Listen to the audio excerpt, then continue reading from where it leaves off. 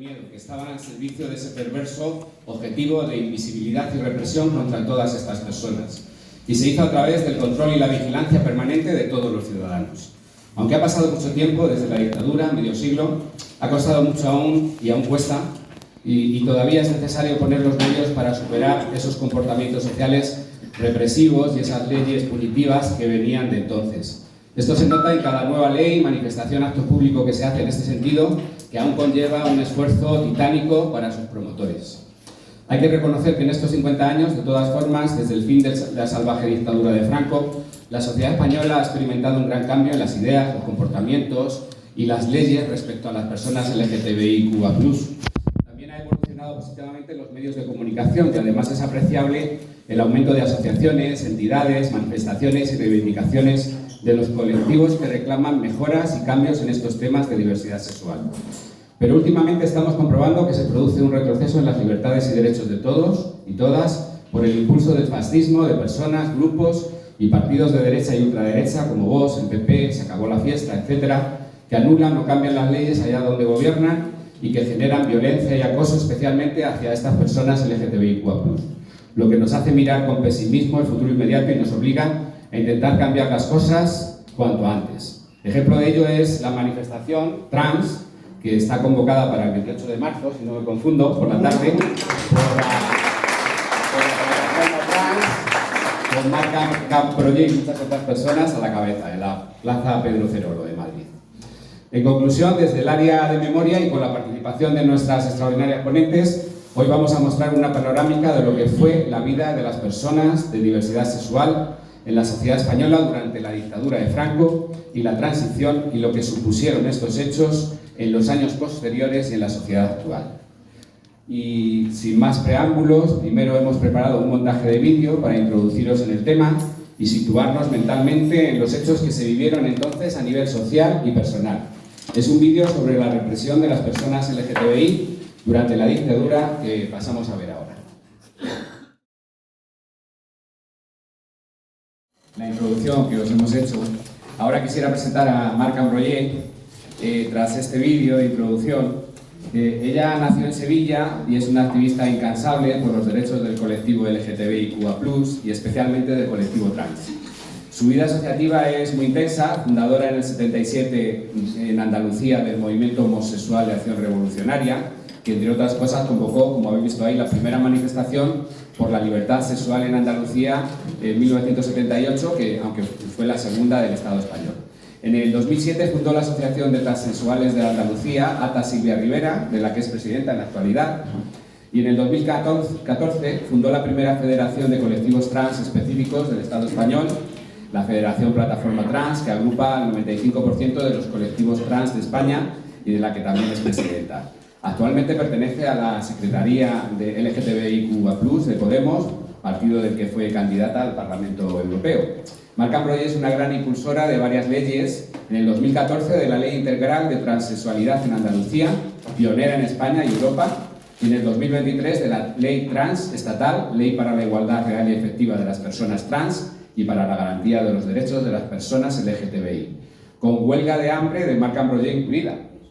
Además de esto, tiene más de 50 premios y reconocimientos en honor a su labor social y política, tanto a nivel local, nacional e internacional, y ha colaborado en múltiples organizaciones, encuentros, publicaciones, programas, protocolos, leyes, mociones, estudios, guías.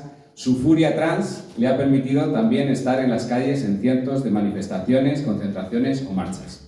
Y por eso, y por haber vivido la represión en la dictadura, hoy está aquí con nosotros y le agradecemos mucho su presencia. Un aplauso.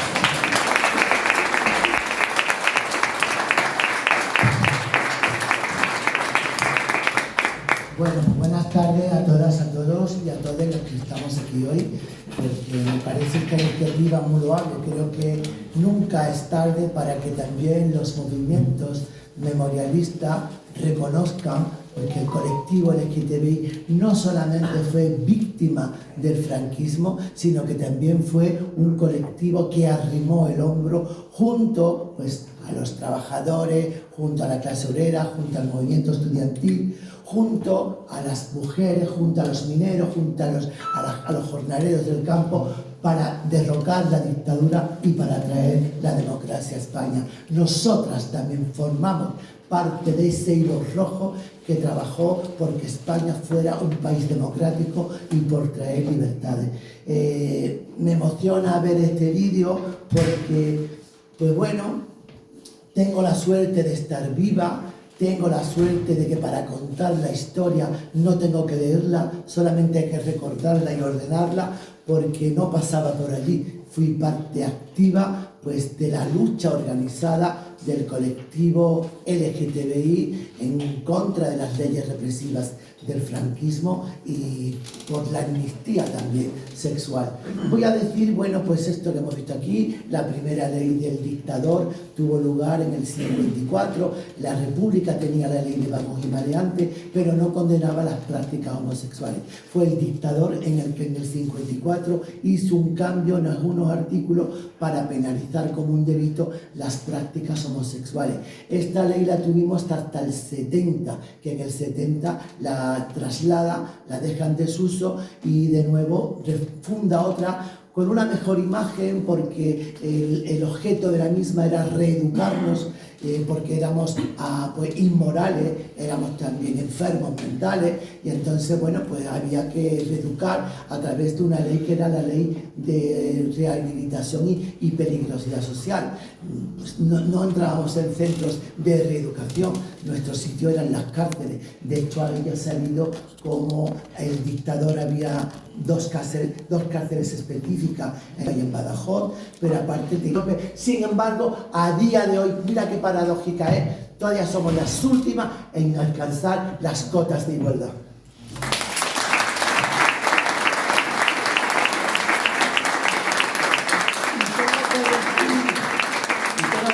Que cuando yo vi esa manifestación del 77, yo me fui para Sevilla, digo, yo monto aquí un chiringuito de esto, y agarré y monté y fundé el MAR, No solamente yo, le abrimos la boca a mucha gente, y aquí en Madrid se fundó el FLOC, que era el Frente de Liberación Homosexual de Castilla, se fundó también el Frente de Liberación Homosexual de Murcia, el de Galicia. Al final creo que tuvimos presencia en 8 comunidades, en Galicia, Madrid, Barcelona, País Vasco, y yo ya me meto de lleno y junto con Armand dije, vamos a montar una federación de colectivos LGTBI. Fíjense que no teníamos internet, no teníamos correo electrónico, no teníamos móviles, no teníamos WhatsApp, no teníamos Telegram, pero no hacía falta. Nos coordinábamos de una manera maravillosa. Tuvimos la primera reunión en Madrid, en la sede de los derechos humanos, en la calle Ortega y Gasset, y yo ya me ofrecí como anfitriona para que en Sevilla nos reuniéramos, y esa reunión de Sevilla fue el epicentro y el punto de inflexión donde yo dije, vamos a hacer ya una acción coordinada, salgamos todos un mismo día con una misma reivindicación, y editamos un cartel que se editó en todos los idiomas, en catalán, en País Vasco, en gallego, en castellano. Y ese cartel nos valió, y eran 3 reivindicaciones, con 3 salimos a la calle: abolición de la ley de peligrosidad social, pedíamos amnistía sexual, porque la amnistía que se promulgó en el 76, más ampliada en el 77, solamente cubrió a los presos políticos, pero a nosotras, las presas sociales, todavía seguíamos en las cárceles aguantando la represión del franquismo, ¿no? Y tuvo lugar esa reunión en Sevilla el 26 y el 27 de mayo. Yo tenía amigas en el movimiento comunista de España, como siempre me moví por la izquierda y siempre he sido como una revolucionaria. Nunca milité en ningún partido hasta que no encontré el mío, que era Podemos. Pero nunca milité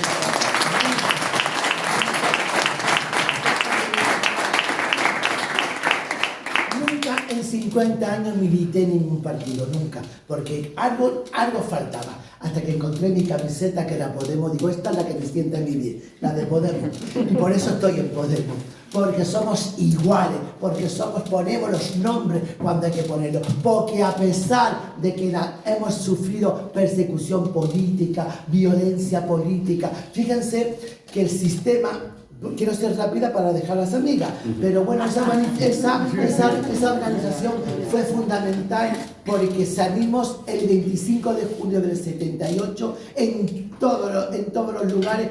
Ya la policía no intervino con fuerza ni con violencia y conseguimos el primer logro del movimiento LGTBI en el Estado español. La chica que ha dicho y se ha equivocado tuvo lugar el 26 de diciembre del 78, que en un consejo de ministros de Adolfo Suárez, el gobierno de la UCD, decidió excluir de la ley de peligrosidad social los actos de homosexuales. Entonces dejamos de ser un delito para la justicia en España. Dejamos de ser un criminal para la justicia, y esa fue la primera conquista. ¿Qué aprendimos de aquí? La organización y la lucha hace posible conseguir arrancarle incluso a un gobierno postfranquista, conquista que nunca había sido posible si no nos hubiésemos organizado. Y quería decir también con esto que fíjense, para que ustedes sepan que esto sí que os va a poner, porque a mí me pone el vello de punta saber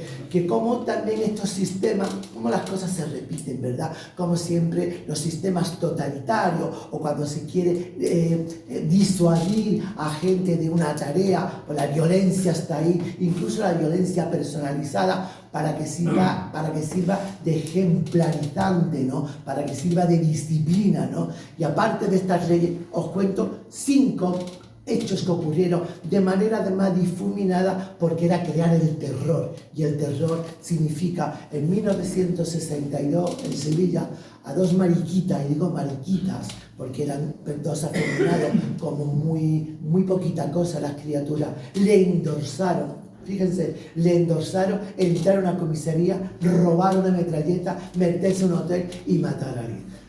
El cura que les confesó, y eso que era del Opus Dei, dijeron, estas personas son capaces de hacer esto. Pero bueno, ¿sabe por qué les condenaron? Porque los asesinaron a garrote vil. Eso era para decir, esto va a pasar si sois maricones. Pero no queda solamente eso. En el 66 en Soria, a un hombre también homosexual, que era propietario de un bar, apareció por la mañana el bar abierto para que todo el mundo lo pudiera ver. Esta persona en una silla con los pantalones abajo, amarrado, y sus genitales quemados con ácido y muertos. Esto os va a pasar si sois maricones. Era el terror, no solamente era la ley de peligrosidad social, era el terror. Y en Murcia, a un chico joven, en el 71, pues amaneció muerto en un pueblo de Murcia, en un cuarto de estos de contadores, electrocutado. Todo el mundo sabía quién era, pero el silencio se imponía. Era el terror, el terror. Y puedo decir también como en el 79, pues también a Francis, un travesti, era andaluz, pero trabajaba haciendo espectáculos, primero por Valencia, terminó en Rentería, y en Rentería, en un bar donde actuaba, entró un chulo de estos policías nacional y le pegó un tiro en la cabeza y también lo mató. Eso eran medidas ejemplarizantes. Y esta que está aquí, en 1982, los niñatos de Fuerza Nueva, estos escuadristas, partieron la puerta de mi casa, me dieron una paliza brutal, que si yo no me cubro la cabeza con la mano, me hubieran matado y no hubiera pasado nada, porque yo también denuncié aquello y no pasó nada. Nunca se buscó a los culpables de aquella paliza que me destrozaron la casa, que a mí me partieron el brazo por 2 partes y a mi marido con un cuchillo le partieron la mano entera. Bueno, pues estos eran los métodos también de terror, y tener que decir que no solamente acabó en el 78, compañeras y compañeros, aún continuó un artículo en el Código Penal que se llamaba de escándalo público, que es verdad que no hacía mención ni a la orientación ni a la identidad, sin embargo era utilizado por la propia policía y por los jueces para multar a 2 chicos que iban por la mano por la calle, o a las personas trans. Salir yo hacia la calle era un escándalo público. Salir con ropa no propias del género con el que nací era un escándalo público. Y entonces continuó la represión, no para los gays principalmente, sino de nuevo para las personas trans, a las que nos multaban, a las que nos metían ya en las comisarías, apurando el tiempo máximo que eran 72 horas, te dejaban allí 72 horas, te soltaban, pero como sabían dónde te podían buscar de nuevo, en aquella esquina donde tenía que buscarte la vida, a la hora iban a buscarte y te tenías que tragar otras 72 horas. Esto hicieron con nosotras y con nuestras compañeras lesbianas, que muy pocas pisaron la cárcel, pero sí pisaron esa institución fascista que fue el Patronato de Protección a la Mujer, donde también dieron los huesos las mujeres solteras, las mujeres republicanas, las mujeres anarquistas, las mujeres comunistas, porque eran todas unas inmorales, y también estaban ahí las lesbianas en un campo de concentración, porque esas instituciones regentadas por estas congregaciones de monjas que ahora se llevan 2 millones de euros de subvenciones por un gobierno, ya sea del PP o del PSOE, siguen manteniendo con dinero a aquellas maltratadoras que tenían que haber estado enjuiciadas y encarceladas, porque ahí las mujeres las tenían a trabajo forzoso, estaban trabajando gratuitamente, cosiendo. Fíjense, he dicho que era una mantelería bordada por las monjas, no, las bordaban aquellas mujeres lesbianas, las bordaban aquellas madres solteras, las bordaban las mujeres comunistas y las mujeres anarquistas y las mujeres republicanas. Hijos de la gran puta, vendían el trabajo que hacían estas mujeres.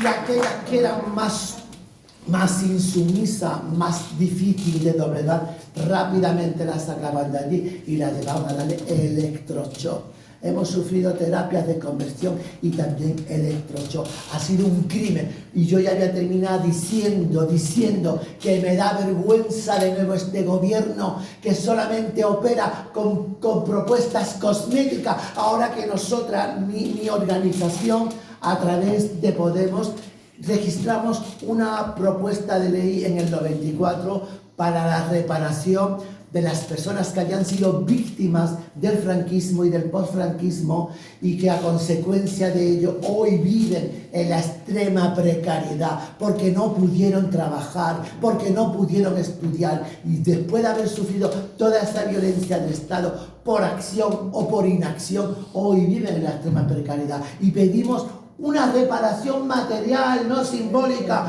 Yo me entrevisté, claro.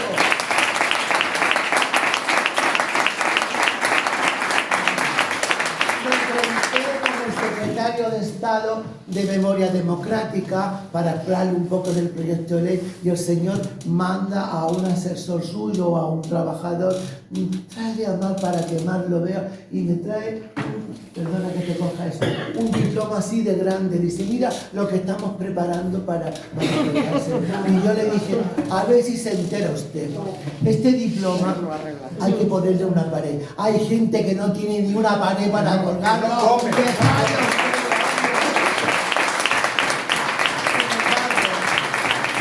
Como estamos en periodo electoral, ellos quieren dar puntadas para todos lados. Sabe que el colectivo LGTBI es un colectivo resiliente, es un colectivo que ojalá la sociedad española funcionara como el colectivo LGTBI, porque votamos al 70% izquierda. Si fuera por el colectivo LGTBI, no había nunca un gobierno de derecha.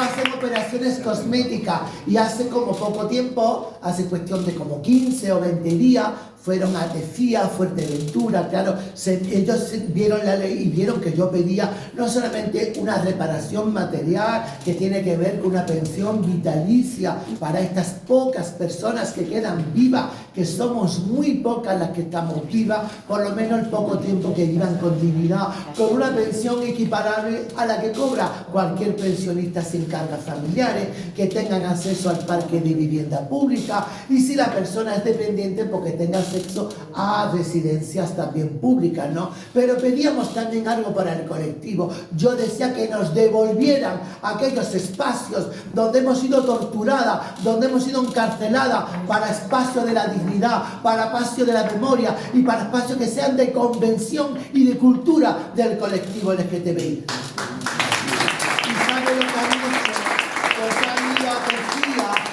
4 amigotes suyos le han entrado el diplomón ese grande, que no sé para qué coño van a dónde lo van a poner, pero bueno, y allí en la puerta de Tefía una placa, ¿no? Me dicen, nosotros queremos una placa aquí, en esta pared, queremos que esto sea rehabilitado, queremos que esto sea un centro de convención, queremos que esto sea un centro de la memoria y un centro también para el estudio y el esparcimiento de las personas LGTB. Y también pido lo mismo de la cárcel de Huelva, que nos devuelvan a esta cárcel de Huelva, que aún me duelen los oídos de escuchar a todas esas mujeres trans, las palizas que le dieron allí, durmiendo en el hormigón puro.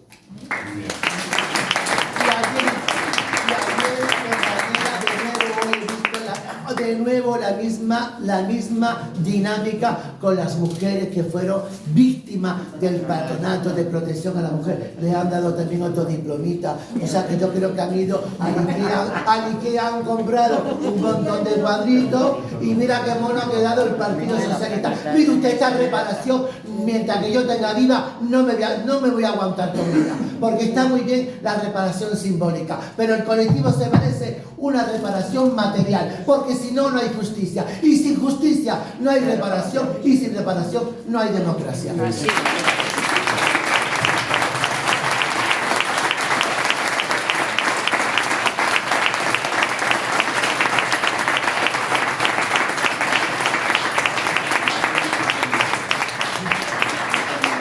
Entonces, yo ya voy a terminar. Ejemplo de mi vida, que no nos van a callar. Que si yo no me he callado, si después de que me han apaleado la gente de Fuerza Nueva, después de que he sufrido violencia política, invisibilizándome, claro, porque el Partido Socialista también hace icono a aquellas personas trans o a aquellas personas gay, pues que dicen, pero que no cuestionan ni dicen nada, que no tienen memoria. La memoria se puede leer también, no hay que vivirla, ¿vale? Yo la he vivido y puedo contarla sin leerla, pero no hace falta tampoco leerla, ¿no? Para poder ajustar cuenta a este gobierno, a este Estado, que por inacción tiene una responsabilidad con nosotras y con nosotros, ¿no? Yo me alegro que también el movimiento memorialista también ha apoyado esta iniciativa que nosotros presentamos, lo mismo que muchos colectivos LGTB. Hay un consenso político, hay consenso social, pero ya sabemos cómo funciona este Partido Socialista, que se mimetiza con PP, PP con Vox, y ahí de ahí no nos movemos. Así que hay que levantarse y ponerse de pie, porque si yo estoy de pie, todas podemos estar de pie.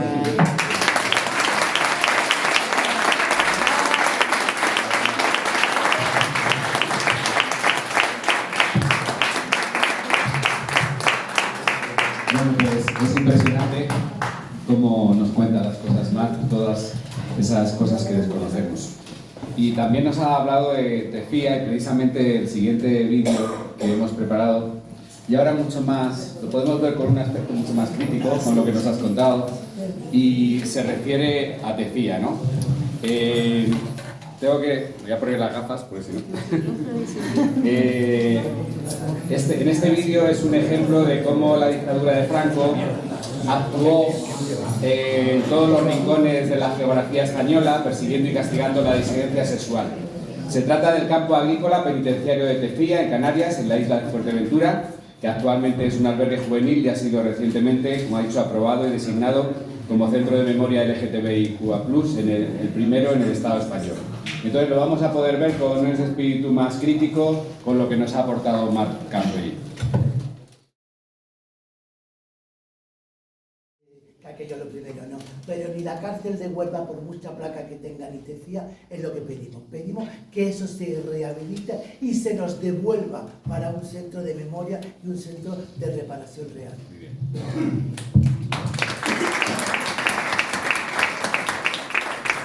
Bueno, quisiera ahora presentaros a Rafaela Corrales. Rafaela nació en Madrid y reside en Guadalajara desde hace tiempo. Ella en el 2018 salió públicamente del armario cuando ya superaba los 50 años, aunque mucho antes se supiera y se sintiera como mujer trans, según ella misma ha dicho. Entre los años 2019 y 2023 fue concejala de Tórtola de Henares, en Guadalajara, así como secretaria LGTBI de Podemos en Castilla-La Mancha.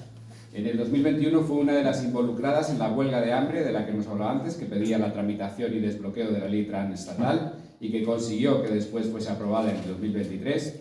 En el año 2022, tras el anuncio de su candidatura a la alcaldía de Guadalajara, ya Rafaela fue víctima del periodista Javier Negre, que la denigraba en sus publicaciones. Este acoso y persecución, como estamos viendo con Ndongo, no ha cejado hasta la actualidad.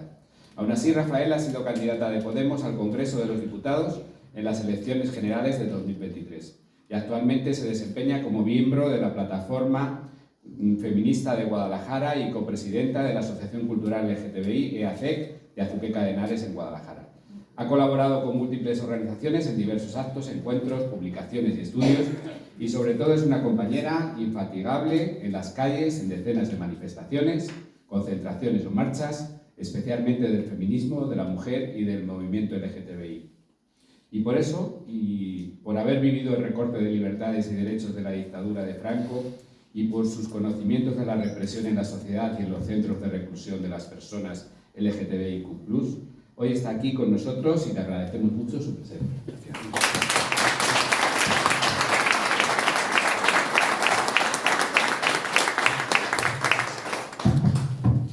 Bueno, lo primero, agradecer al Círculo de la Memoria Histórica de Madrid que haya preparado esta charla, que nos invite, y recordar también que tenemos que parar una guerra y tenemos un genocidio por delante. Que esto no se nos puede olvidar, que a pesar de todos los ruidos, seguimos en esta situación.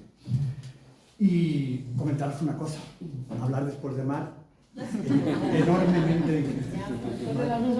Pues, a Marilyn le va a pasar y más de lo mismo. Yo voy a empezar un poco por un reconocimiento también en la República, ¿vale? El Estado español creó dos formas de denigrar a las personas. Por un lado, la protección del patronato, o sea, el patronato de protección a la mujer y las leyes de peligrosidad. El colectivo no estaba separado o unido todo en un género. Aquí se habla de homosexuales, pero solo son los términos que conocían ellos como hombres. A las mujeres se les castiga por otra vía, ¿vale? El patronato de la mujer que se genera en el 42. Una nota que voy a poner curiosa: la primera manifestación de las personas trans fue en España, recogida en un libro en 1933, era la Semana Trágica de Barcelona, y bombardearon un urinario público donde trabajaban personas trans, travestis, que trabajaban en el paralelo. Y, bueno, hicieron la primera manifestación que recoge Jean Genet en su libro Historia de un ladrón, ¿vale? Con lo cual, hablamos de Stonewall, pero podemos hablar también de las Carolinas en Barcelona. Es importante recordar que los movimientos surgen, pero a veces olvidamos los previos, que son importantes. En la misma República se crea la ley de vagos y maleantes. El gobierno republicano tampoco respetaba la diversidad, ¿vale? Respetaba otras cosas, pero la diversidad concretamente no. El dictador usa esa misma ley sin modificarla para incluir directamente, o sea, desde 1939 ya estaban incluidos. ¿Qué ocurría en 1939? Que la represión era tan brutal y tan genérica que pasaba desapercibida la discriminación por diversidad. Pero mataron a Lorca por poeta, por rojo y por marica. Con lo cual, la discriminación estaba ahí ya desde el principio. A la ley de vagos y maleantes se le puso un adjetivo, la gandula la llamaban. O sea, como todo en la República se le ponía como una especie de mote, ¿vale? Se modifica en 1954 ya con la clave de incluir directamente en el texto la homosexualidad como delito, ¿vale? Pero delito que no eran juzgados, que realmente aquí también tenemos una percepción diferente a la justicia. Esto era un trámite administrativo.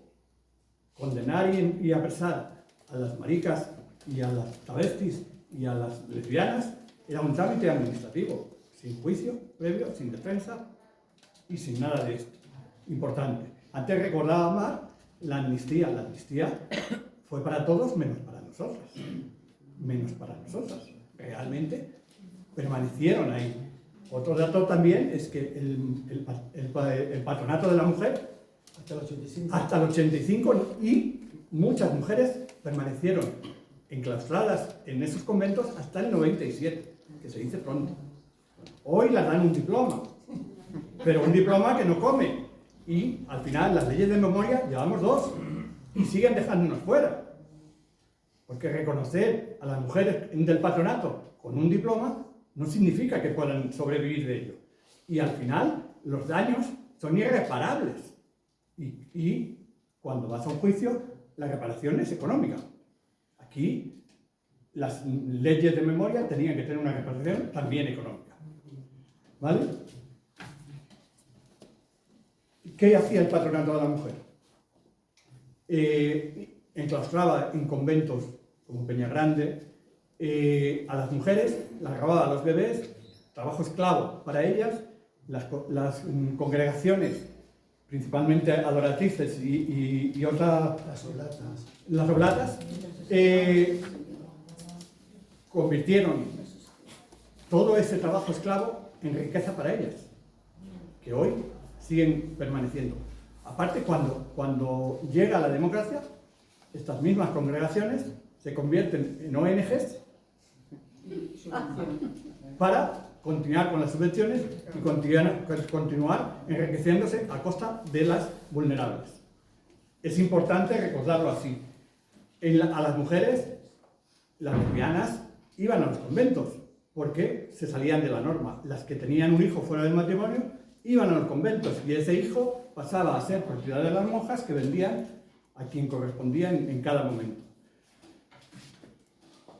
Hay una persona importante que creo que estaba hoy en la representación, que es Consuelo García Cid, que ha escrito varios libros sobre esto, importante recordarla, ¿vale? Uno es las desterradas hijas de Eva y bueno, el legado de justicia para las malas mujeres. Yo voy a recordar ahora, porque es muy difícil no repetirme con más, un acto que también marca un poco la diferencia el orgullo es en el 69, el recuerdo de Stonewall, y aquí en el 71 hay un acto que también es digno de contar, que es el pasaje de Begoña. El pasaje de Begoña es que en Torremolinos había habido, como en Stonewall, una liberación del movimiento, donde se reunían en varios bares, y el franquismo, con un gobernador civil. A mí permíteme un inciso que hable del pasaje de Begoña. A ver, el pasaje de Begoña, Rafaela, te lo digo porque creo que todas estamos para coaprender, ¿vale? Sí. Y yo te voy a decir, el pasaje de Begoña ha sido tanto utilizado como por el PP y por el PSOE para ponerlo como un símbolo, porque el PSOE es especialista en invisibilizar verdaderamente lo que le molesta o invisibilizar lo que le interesa. El pasaje de Begoña es verdad que fue un sitio de ambiente, pero es decir, donde tú nunca habías entrado ni yo tampoco, porque éramos pobres. Eso nada más que era para gente rica, para los maricones ricos que iban a Marbella y pedían estar allí, con lo cual aquello de revolución no tuvo nunca nada de nada. No hablo. Claro, y lo rememoran ellos ahora porque fue algo que era pues, un movimiento empresarial, sobre todo, ¿sabes por qué? Mira, te voy a decir por qué. Porque eso lo han comprado dos individuos que no voy a dar sus nombres, lo han comprado ahora y a partir de comprarlo lo quieren revalorizar económicamente. El pasaje de Begoña no forma parte de la historia de nuestro colectivo porque fue un movimiento elitista y burgués de aquella época. ¿Por qué no? Porque hay negros que vienen en patera y hay negros que vienen en yugo con las chequeras llenas. No es lo mismo ser un maricón de la clase trabajadora que ser un burgués.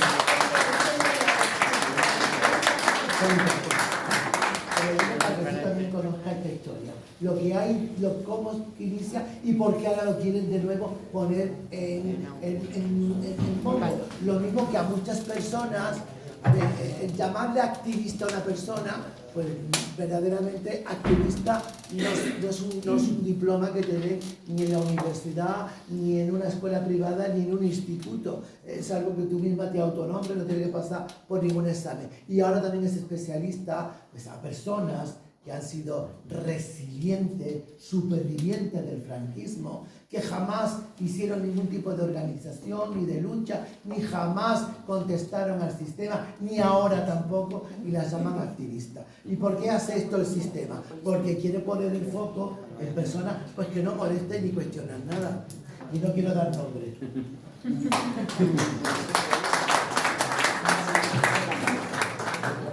Pues tienes mucha razón, Mar, pero después de hablar tú, o hablo del pasaje de Begoña o no hablo de nada. Entiéndeme que realmente, bueno, me ha dejado pocas cosas. No sabía eso, ¿no? Sí lo sabía. No Lo sabía y sé que la mitad de ellos, de los detenidos, fueron extranjeros que los expulsaron del país por personas no gratas. Y sé que a las personas españolas ¿Sabes quién la ha comprado eso? las metieron. ¿Sabes quién la ha comprado? El espacio no lo sé, pero yo el espacio no me importa. Tú sí sabes, ¿verdad? Tú sí lo sabes, ¿verdad? Lo que sí. ¿Quién lo compró? Pues bueno, mira, ahora se han hecho propietarios de la mayoría de edificios y de locales de eso, pues una pareja de gays que son los que llevan a Manolita Che como si fuera un muñeco de feria de aquí para acá, de aquí para allá. Porque la Fundación Manolita Che, ni siquiera Manolita Che es la patrona de esa fundación. El patrón de esa fundación son uno de estos maricones que son dos listos, que viven del cuento, que jamás han trabajado, que siguen viviendo del cuento como han hecho toda la vida.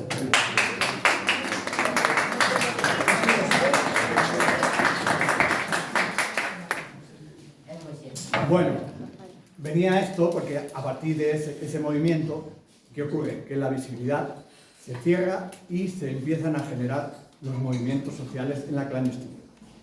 ¿Vale? Que por eso nombraba esto y por eso lo quería traer. El primer movimiento es el MEL, que hablaba antes, con dos personas importantes, Armand de Fluvià y Francino. ¿Vale? Armand ha hablado más de él. Trajo también la revista Adnois y bueno, tuvo que trabajar y escribir para no ser detenido con un seudónimo, ¿vale? Estos son detalles. Roger de Gaimo. Roger de Gaimo, sí señor. ¿Vale? Luego vino Francino, que era un poco la logística de ese movimiento de liberación homosexual, ¿vale? Después pasó a llamarse, como bien ha dicho ella, en catalán, Frente de Liberación Gay de Cataluña. Fue también Francino director de IRGA en Europa. Voy a recordar un poco a las personas que marcaron ahí. Una persona importante en la memoria histórica fue Ocaña, También. digno de nombrar, con sus ramblas, con su travestismo y su Andalucía también. Su cultura contestataria. Ajá.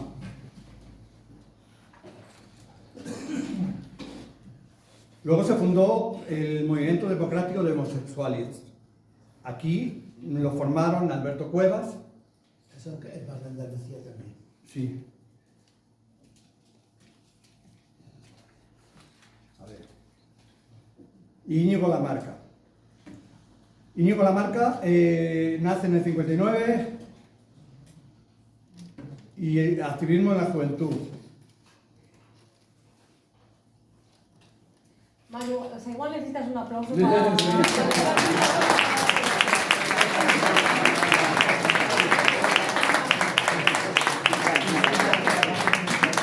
Ya. Sí. Voy a pasar a nombrar a una mujer que pasa desapercibida, Silvia Reyes, que es de la manifestación de superviviente de la cárcel de Badajoz y de Carabanchel. Ella y sus compañeros fueron las generalas de la manifestación del 77. Silvia ha dedicado su vejez a recordar a las mujeres trans que fueron escudo del movimiento gay, como decía antes. ¿vale?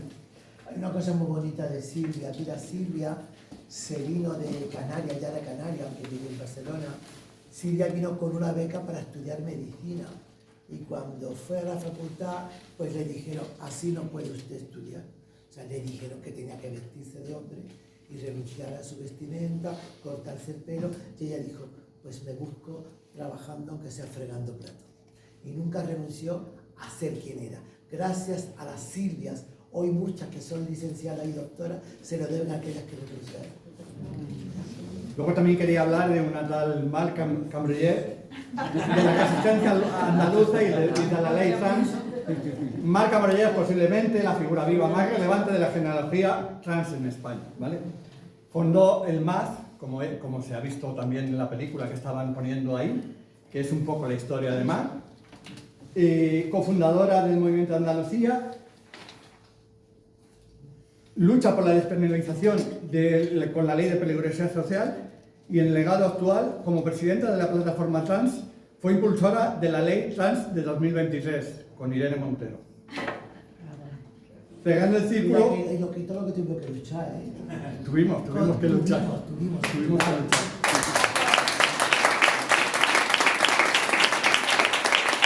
Lo importante que fue tener gente valiente dentro de las instituciones, valiente que tampoco renunció ni nos defraudó al colectivo, pero lo importante también era de tener un colectivo valiente también en la academia.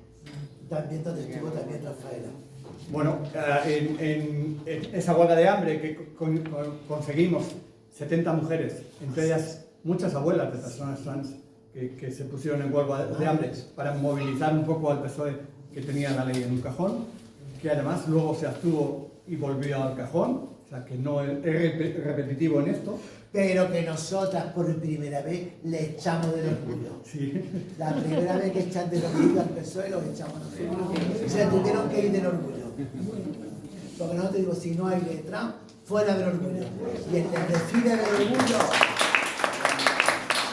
hicimos allí una barricada humana que se tuvieron que largar escoltado por la policía.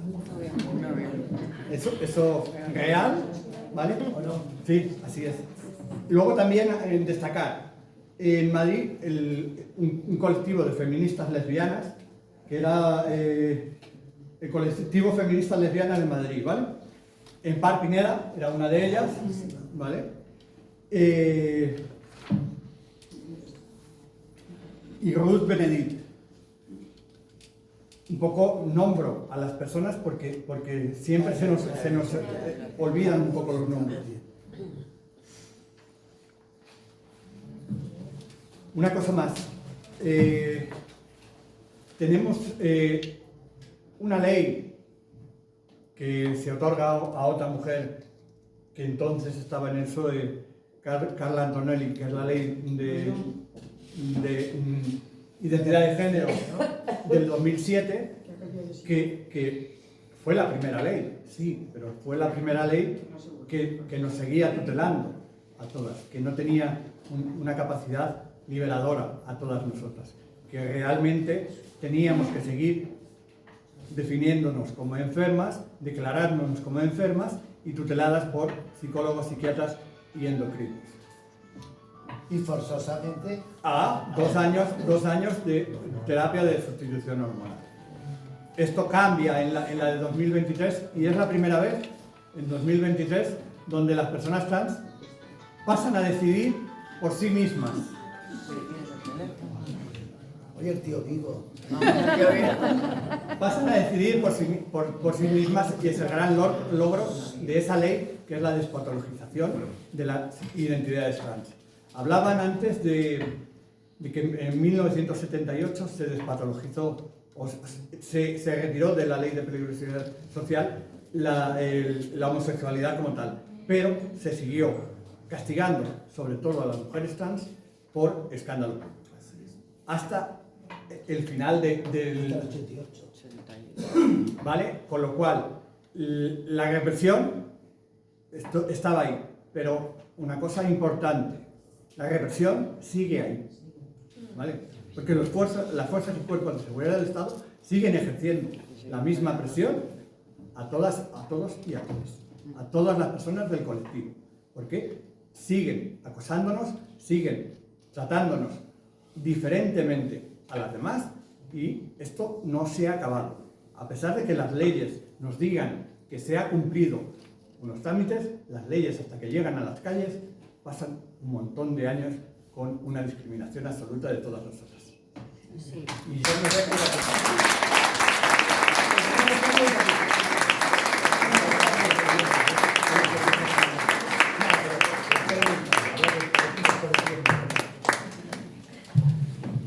Bueno, muchísimas gracias a Rafaela por su gran esfuerzo. Como tú dices, hablar después de Marc Ambroyer también es muy difícil, pero nos hace unas aportaciones ha dicho cosas que yo no he dicho. Exactamente. Y de gente además que algunos de nosotros por lo menos desconocemos y que merecen todo nuestro aprecio. Para completar lo que nos ha expuesto Rafaela, queremos con este tercer montaje de vídeo aproximarnos a otros testimonios de personas lesbianas, gays, trans, mujeres y hombres que experimentaron en sus carnes la represión franquista mediante métodos violentos o tratamientos psiquiátricos, especialmente en los patronatos religiosos y en prisiones y manicomios durante la dictadura. Vamos entonces a ver este vídeo y después seguimos.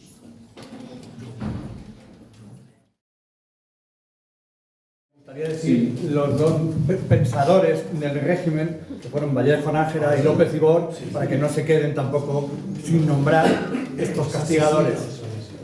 Sí, asesinos y colaboradores con los que torturaban a la gente. Bueno, hemos llegado a nuestra tercera persona invitada, que es Marilyn dos Santos. Marilyn es hija de una familia migrante portuguesa que comenzó su activismo en el movimiento antiespecista, rechazando la discriminación animal respecto al ser humano y la explotación de los animales y abogando por el fin de su uso en alimentación, vestimenta y entretenimiento. También su activismo lo desarrolló en espacios anticapitalistas que marcaron su manera de entender los feminismos. En ese sentido ha participado en acciones del colectivo Femen y de otros colectivos feministas. Hoy desarrolla su trabajo político desde una mirada interseccional, ecologista y comprometida con los derechos LGTBIQA+, así como sus conocimientos de historia y periodismo le han permitido especializarse en el feminismo, entre otros temas. Es coautora de una obra reciente, el Manifiesto Bisexual, una ampliación necesaria, y en la actualidad es secretaria de Feminismos de Podemos, dedicando a este partido gran parte de su actividad personal, institucional y movilizadora en pro del avance de los derechos y libertades de la población española bajo ideas y principios feministas. Y por todo esto y por haber analizado cómo ha influido la dictadura franquista en la sociedad actual, hoy está aquí con nosotros y le agradecemos su presencia con este aplauso.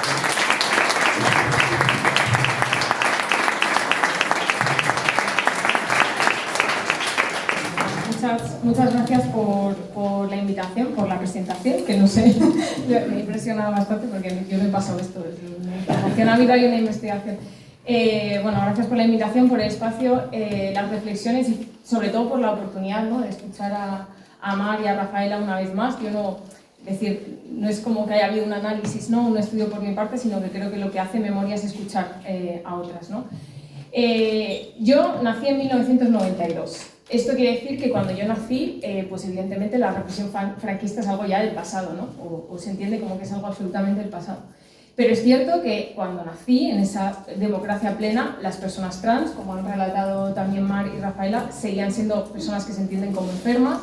Por supuesto, las personas gays y las personas lesbianas no se podían casar. Las personas intersex eran mutiladas nada más nacer y sin poder decir obviamente nada al respecto. Las bisexuales ni estábamos ni se nos esperaba, o éramos viciosas y viciosos y ya está. Y por supuesto no sabía nada de otras letras como pueden ser las personas no binarias o la A, ¿no? Yo a medida que fui creciendo en esa democracia plena me fui haciendo algunas preguntas, ¿no? Como ¿cuáles son los referentes LGTBIQA+ que yo tengo? ¿Me quiero parecer a esos referentes? Y sobre todo, ¿podría yo ser feliz pareciéndome a esos pocos referentes que puede tener, que por ejemplo eran cuando yo veía a Hurtadillas, Crónicas Marcianas, y veía ahí mujeres y hombres que eran absolutamente ridiculizados y convertidos, ¿no?, en una especie de bufón? Si tú creces con eso, te haces muchas preguntas y quizás también explica que mucha gente se mantenga en el armario mucho tiempo, ¿no? Poco a poco, y a medida que una se va construyendo, y yo en particular, y ahora me di cuenta que es también mientras me fui construyendo mi identidad como parte del colectivo, primero metiéndome en el armario porque entiendes que hay otra opción más sencilla y después ya celebrándome una vez que sales, te das cuenta de que quizás esos capítulos que tú conoces de la historia que parecen pasados, como puede ser pues, el fusilamiento de Lorca, ¿no? y estas cosas que te cuentan y que se conocen porque tienen más repercusión, quizás no sean un capítulo cerrado de la historia, ¿no? Quizás hoy en día seguimos de alguna manera viviendo o encontrando cómo eso tan enraizado en el ADN de esta España ha encontrado una forma de seguir reproduciéndose, ¿no? Y para mí este acto, y sobre todo para la gente más joven que está aquí, es llevarse eso, ¿no? Que la memoria no es algo del pasado, que la memoria no es algo del pasado y que además esa memoria que se intenta invisibilizar y olvidar está, lo vamos a repetir, ¿no? Estamos condenados a que se repita. Y que lo estamos viendo además cómo se repite en los discursos que llegan desde las instituciones, desde las calles y demás. Entonces yo en ese análisis, que creo que es cómo son esos huecos, ¿no? En los que encuentra esa represión franquista y esa represión en concreto contra las personas LGTBIQA+, sigue encontrando huecos, o mejor dicho, se ha transformado y encuentra cómo seguir ejerciendo violencia sobre el colectivo. Para entenderlo hay que entender también los huecos de ese discurso oficialista e incompleto de la transición, ¿no? De que no hay un punto y aparte y no hay un día siguiente en el que, como muy bien también han relatado Mario y Rafaela, todo cambie, sino que vemos que las leyes que ya se han ido explicando, como puede ser ya esa ley de peligrosidad o las estructuras de mayor represión, como es el ejemplo del Patronato de Protección de la Mujer, siguen funcionando en plena democracia, ¿no? Yo justamente quería también pararme un poquito en el Patronato de Protección de la Mujer por lo que supone. Primero porque, fijaos, yo he estudiado historia, ahora trabajo en política fundamentalmente, pero yo estudié historia y soy profundamente feminista y he conocido esto, lo que es el Patronato de Protección de la Mujer, hace muy poco. Y es algo que es como puede ser que tú cuando estudias historia, es verdad que es una cosa también que pasa mucho cuando hablas con gente que estudia historia, generalmente cuando estudias historia aquí aprendes antes historia de China, historia de general, que la historia de España siempre se pasa un poco por encima porque se da por supuesto. Supongo que es que la sabes, pero claro, estaría bien como pararse un momento a identificar esto, ¿no? El patronato de falsa protección de la mujer dependía, y esto es muy importante, aunque estaba regentado por órdenes religiosas, dependía del Ministerio de Justicia. Y esto creo que es una cosa que la tenemos que tener como súper en la mente para pedir también las responsabilidades, ¿no? Estamos hablando de un sistema de internamiento en el que pues, entraba cualquier mujer que saliera mínimamente de la cis-heteronorma, ¿no? De lo que era, que se entiende como disidente. Por lo tanto, pues como me ha explicado, fundamentalmente eran mujeres pobres, ¿no? Que luego tienen otras intersecciones, pero mujeres pobres. Mujeres que eran madres fuera o estaban embarazadas fuera del matrimonio. En muchos casos, mujeres violadas, que no eran embarazos por violaciones incluso de sus propios padres.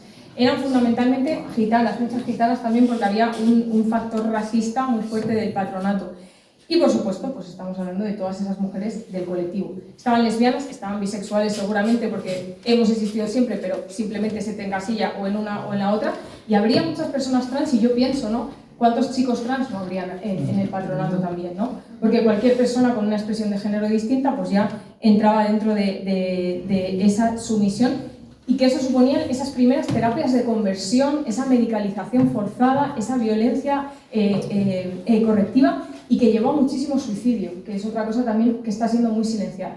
Como decimos, el patronato, que fue una pieza clave del franquismo, funcionó hasta el año 85.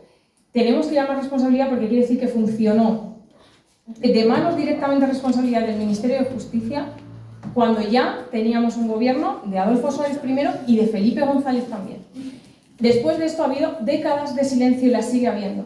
Solo, esto ni pensaba cómo comentarlo, pero como ellas ya lo han explicado muy bien, saber que, por ejemplo, nosotras en Podemos, en el Congreso, hemos intentado que se abra una comisión de investigación sobre esto, porque no se han abierto los archivos. Seguimos sin entender, no hay ningún tipo de investigación, hay un montón de papeles que no estamos conociendo de qué es lo que pasó allí. Porque, como contaba antes, creo que ha sido Mar, que no solo que estaban forzadas a trabajos que luego se vendieran las monjitas, no, también a grandes cadenas, a grandes empresas que deberían pagar por eso estuvieron haciendo calzado para grandes empresas conocidísimas que después se estuvieron beneficiando de ese trabajo forzado, y eso es esclavitud. Y gratis.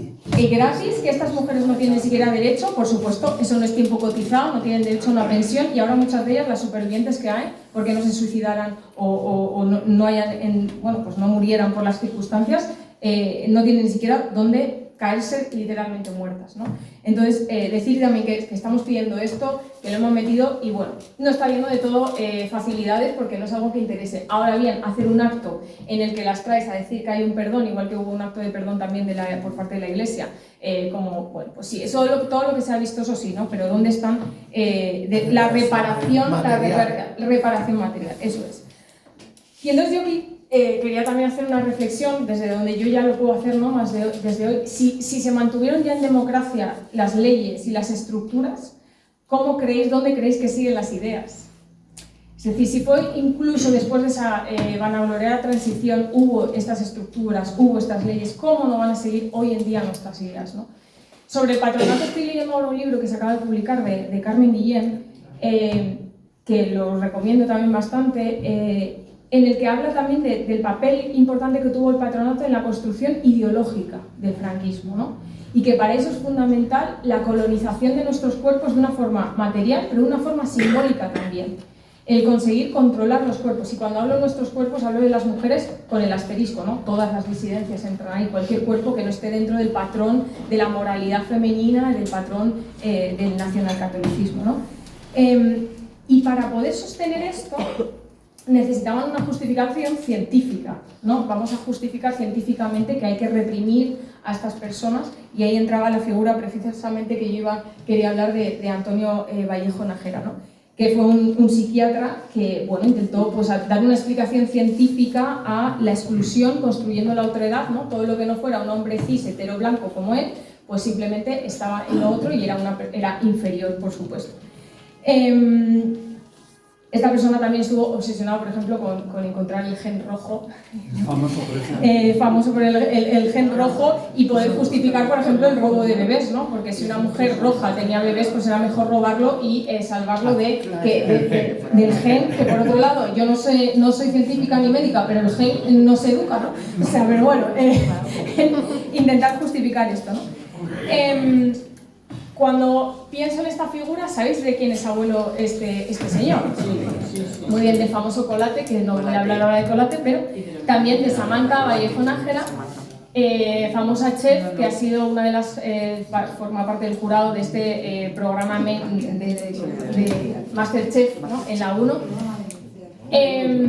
Que puede parecer un personaje, ahora también está en otro programa, por cierto, de la 1 y demás, puede parecer un personaje, pues, bueno, sin más, un personaje gracioso, pero fijaos que hace unos meses, no sé si visteis se formó hubo ahí un escándalo en torno a ella, porque tiene un hijo pequeño con síndrome de Down que hace vídeos constantemente con él, ¿no? Un poco que rozan, la verdad, bueno, en fin. La forma en que trata a su hijo es bastante... Pero la cuestión es que en una fiesta, había tenido una fiesta de fin de curso, algo así, le pregunta al niño en el vídeo, ¿y has bailado con alguien? ¿Cómo te has pasado en la fiesta? Tal. Y el niño dice, sí, he bailado, tal. Y le dice, ¿con quién has bailado? Y el niño dice, con mis amigos. Y ella le reprime al niño, le hace una reprimenda y le dice, no, los chicos bailan con las chicas. Claro, el gen va a ser el gen homófobo igual el que se traspasa. Que ello pasa como es una anécdota, ¿no? Pero es como, claro, ella le sale eso del alma, pero no solo le sale, sino que lo graba y lo publica. Ella no ve ahí ningún esto, por supuesto que luego ha pedido perdón y de todo, ¿no? Pero bueno, lo que venía con esta anécdota es que al final esos discursos, esas ideas siguen vivas, por supuesto, son herencia del franquismo y siguen hoy en día, y no solo es que sigan vivas, sino que es que encima copan espacios de poder y de muchísima visibilidad. La figura como este psiquiatra, y quería traeros otra figura también actual, que no sé si conocéis, a Marian Rojas Estapé. Vale, Marian Rojas Estapé, para quien no lo sepa, es una psiquiatra que tiene 4,5 millones de seguidores en Instagram, lo que le permite, pues como indica la palabra influencer, ser una voz de influencia, creadora de contenido, y lo que ahora se lleva, que es decirse coach. Ella es coach de bienestar personal, si no me equivoco, sí, coach de bienestar personal. Esto quiere decir que es una sacacuartos que llena salas en las que hace una pseudo autoayuda, ¿no? explicando pues cómo puedes vivir mejor, pero por supuesto con entradas, las entradas son caras para ir a verla. Pues el padre de esta señora, para que os hagáis un poco la idea, de Enrique Rojas, otro psiquiatra, que en 2008, y aquí lo voy a leer las declaraciones que hizo, en 2008 dijo que la homosexualidad es un proceso clínico que tiene una etiología, una patogenia, un tratamiento y una curación. Es decir, que en 2008 este señor está defendiendo las terapias de conversión como algo que hay que hacer y por supuesto estaba también muy en contra de la adopción en parejas homoparentales. Su hija, perfectamente educada por este señor, es verdad que ha sabido adaptarse a los nuevos lenguajes y no es tan bruta, pero piensa lo mismo, y ella lo que viene diciendo en sus charlas son cosas como que es más difícil ser feliz si no eres heterosexual. Entonces, bueno, no te dice que no lo seas, pero claro, si en un coach de bienestar personal te vienen a decir es muy difícil ser feliz si eres gay, si eres lesbiana, si eres bi, por supuesto, si eres trans, eso ya no vas a ser feliz. Por supuesto, sin hacer un análisis estructural, porque quizás efectivamente es más difícil ser feliz siendo trans porque te están negando permanentemente la existencia, te están negando permanentemente todos los derechos, no puedes ni siquiera ir al médico y que te llamen por tu nombre, no puedes ir a la educación pública y que te llamen por tu nombre, pues efectivamente es más difícil ser feliz siendo trans, siendo lesbiana, siendo gay, pero esta señora obviamente no lo dice desde ahí, sino que está igualmente apoyando esto. Esta señora, el año pasado, en 2025, fue una invitada del Hormiguero. Nos hagamos un poco una idea.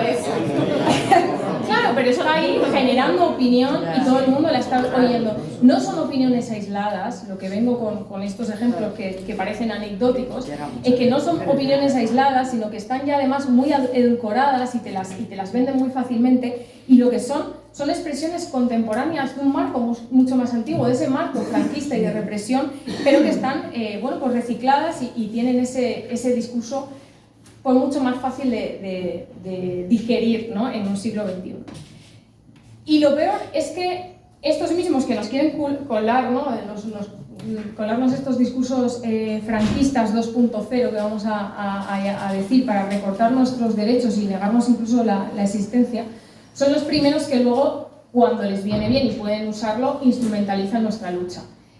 Ayer estábamos en un acto en Tetuán hablando precisamente de no a la guerra, ¿no?, y traía este ejemplo y quería hoy también comentarlo porque me parece importante. Cuando hay gente que podemos molestar más que nosotras, como son en este caso las personas migrantes y racializadas, ahí esos mismos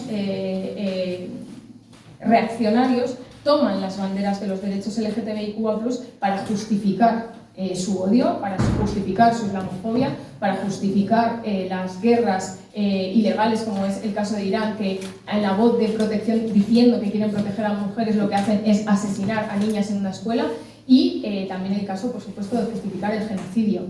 Me decía, hay una imagen muy explícita de esto que llamamos pinkwashing, que es esa estrategia de instrumentalización de los derechos LGTBIQA+ para escupir odio, una imagen de finales de 2023 en el que el gobierno de Israel publica en redes sociales una foto de un soldado sobre los escombros en Gaza abriendo una bandera arcoíris poniendo "In the name of love", en el nombre del amor. En ese momento había ya 10.000 personas asesinadas en Palestina y estaban diciendo que era en el nombre del amor.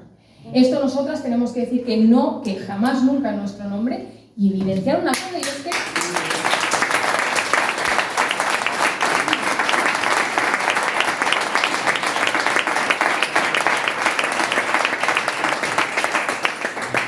evidenciar que además que las personas LGTBIQA+ existimos en todas partes, y nuestra lucha por conquistar derechos en unas partes están en un punto y en otras, y nos van a costar más o menos, pero existimos en todas partes y las hay en Palestina, y las bombas no hacen distinción, ¿no? ¿Y por qué traigo esto aquí? Porque bueno, creo que ahora mismo haya gente comprando estos discursos, haya gente de verdad en redes sociales diciéndonos permanentemente ¿qué os quejáis? Pues en Palestina a ti te colgarían de una grúa, ¿no?, que es esto que dicen permanentemente todo el rato como el argumentario repetido, es porque,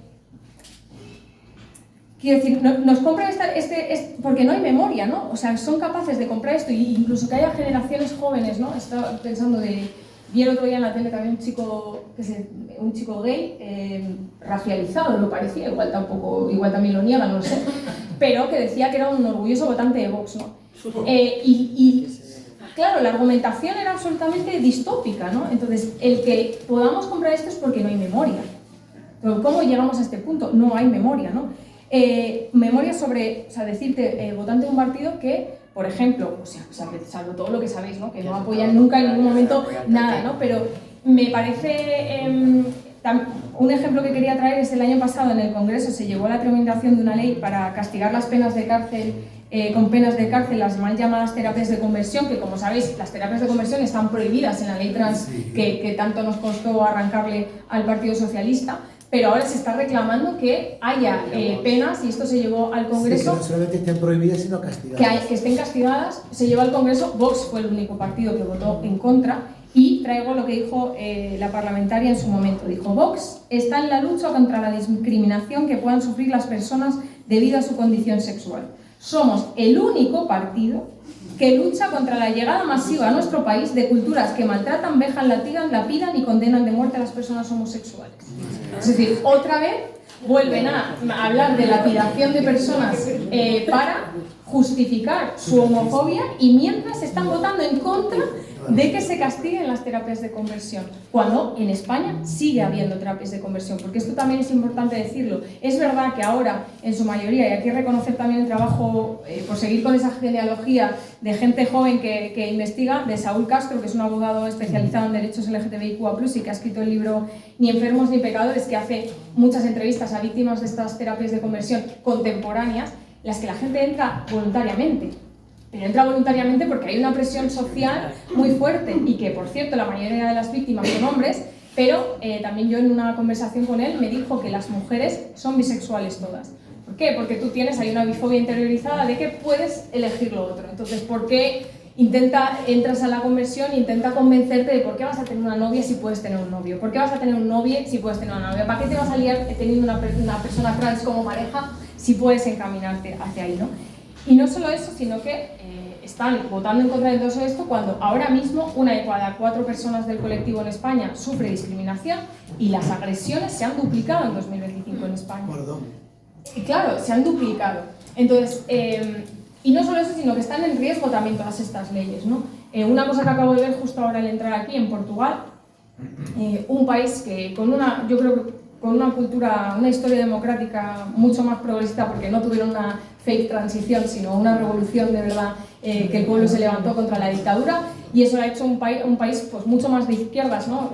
Históricamente, pero que ahora también está llevando la otra derecha allí. Allí ha entrado Sega, y la presión de Sega ha hecho que hoy se haya aprobado empezar la tramitación de la derogación de su ley trans, una ley trans en Portugal que era previa a la española.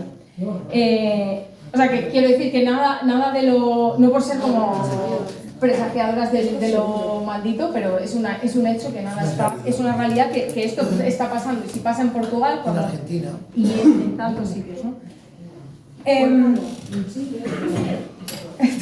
Entonces, una vez... bueno, pues, yo ya como un poco para ir cerrando, lo que... Probado que de alguna manera la memoria no es una cosa del pasado, ¿no? Sino que se ve que tiene una repercusión en el presente. La pregunta que nos tenemos que hacer es ¿qué hacemos, ¿no? ¿Qué vamos a hacer ahora?